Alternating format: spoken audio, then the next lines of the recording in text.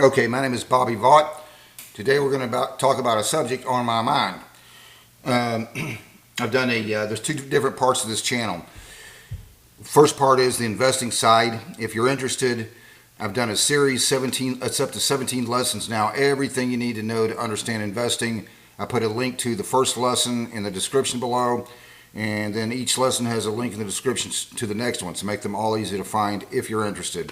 Today's presentation, however, is not about that. Two different parts of this channel.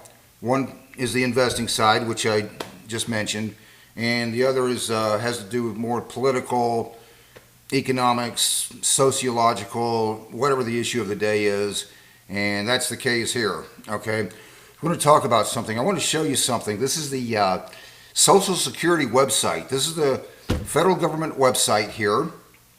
And look at what it says here. So we'll all have a pretty good idea of how it works, the distribution. When you starting at somewhere between age 62 and 70, you pick the age. You decide when you're going to start taking a distribution. And the longer you wait, the bigger the distribution. You can take it earlier, you can take it later. And so basically the factors that determine when you decide to start taking the distribution, how much you put into it, that kind of thing. I wanted to show you something here. This is from the Social Security, federal government Social Security website. Starting your retirement benefits early. You can start receiving your Social Security retirement benefits as early as age 62, etc., etc. There's the, down here it says full retirement age, etc., etc., etc. They use the phrase retirement age in there quite a bit. This is very annoying, actually. The audacity that any relatively small number of people in Washington, D.C. have the ability to determine what the correct retirement ages are. It's not a retirement age. It's a distribution age. That's all it is. Why do they call it a retirement age? The idea that they figured out when the correct age is somewhere between 62 and 70, you pick when you're supposed to retire. You can retire at any age. You can retire at 70, 80, 60, 50, 40. In some extreme examples, very minority of cases, maybe even as young as age 30. This is an extreme example, but sometimes extreme examples are useful to help illustrating the point. Okay, if you have for example, somebody gets some guy graduates and he gets some NFL contract. Okay, if he gets one NFL 5-year, let's say 5-year NFL contract, and that's all the time he spent in the NFL. He, for whatever reason, that's all the time he spent. Maybe he because of an injury, maybe because somebody else just came along that was better. That happens. Any number of reasons, whatever reason. That's all he does in the NFL is that one 5-year contract. If that guy, if he doesn't blow it, which happens, because when people are young, they tend to do dumb things. But in any event, if he doesn't blow it, if he invests it well, he can retire. He can go get some additional income, do some other work. Or, I'm a very liberty-minded person. If he so chooses, he can go lay on the beach and drink margaritas the rest of his life. I'm all about liberty. It's his life, okay? But the point I wanted to get to here is, why is it called a retirement age?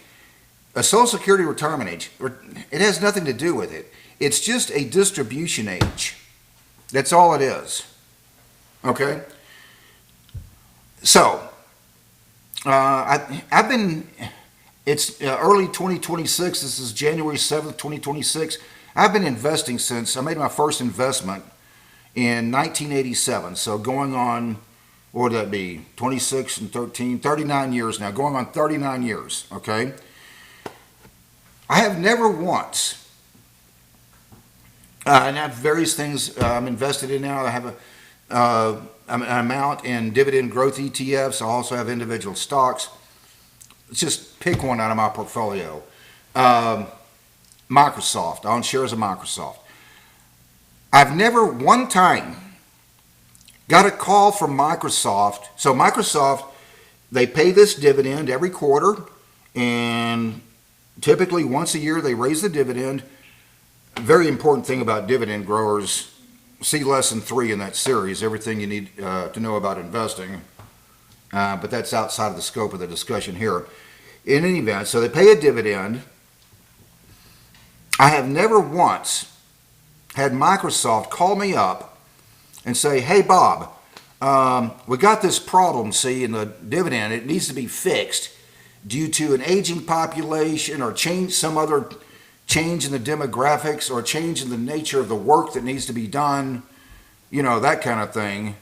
So we got something here that needs to be fixed. Same thing for Visa. I own shares of Visa. Visa doesn't need to fix anything for me. They pay a dividend every quarter. They tend to raise it every year.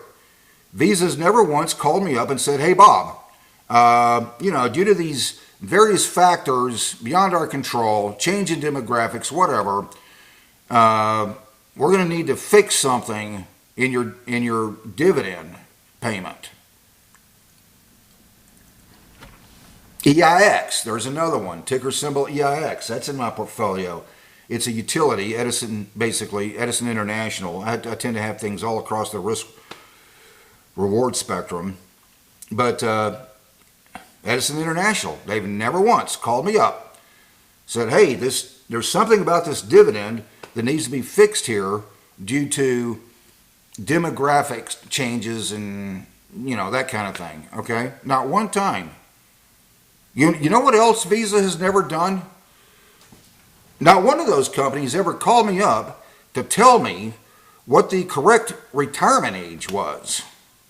As though they have the ability to figure out what that's supposed to be. Never did that. If they call me up for any reason, it's only going to be to tell me, I don't know why they would call me. They never call me. But in any event, I had a friend of mine one time. His name was Rocco. He died about, I'm going to say 3-4 years ago. Really good guy. He did some work for me in my house. I had some drywall work right there that needed to be done, and some other things in my garage. A big repair in my garage.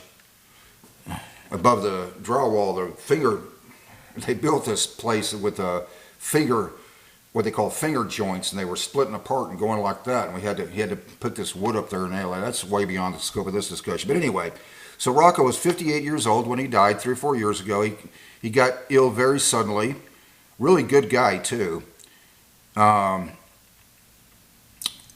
What happened to all the money that he put into Social Security? He didn't have children. They didn't tell him, it disappeared down a black hole. Even if you have children, the Social Security system, in effect, hurts poor people the worst. Or let me rephrase that. The lack of an option to be able to make your own investment decisions with that portion of your income that goes towards Social Security, the lack of that option hurts poor people the worst. Let me explain why, okay? It diminishes the ability to build generational wealth. Even if you have children, at some point that Social Security check just vanishes. It's gone. The people of means can make investments above and beyond what they put into Social Security. Social Security, on the other hand, to the extent you could even call it an investment, I would use that word very loosely here, it eventually just disappears. Sweden, you have the ability to, or the option, and my understanding is, and they do the same in Australia, I understand now, in Sweden, people have the option, and my understanding is most people use it, to at least put part of the money that was going to, that would have gone to a government pension plan into, and put that into a private sector investment. Here's the point I really wanted to get towards, okay? Because Visa has never called me up to tell me there was something in that dividend that needed to be fixed. Not one time. let's see, 65 now, so that means I've been an adult for, let's say, since 18 to 65, so that'd be 47 years. I have no idea how many times in my adult life that we've heard Washington, D.C., the federal government, talking about how they needed to fix Social Security. Well, nothing else in my portfolio needs to be fixed for those same reasons. Here's my point. When they talk about how they need to fix Social Security again, here's what they're really saying. Government isn't very good at financial planning either. That's what that means. If it were, they wouldn't have to keep fixing it.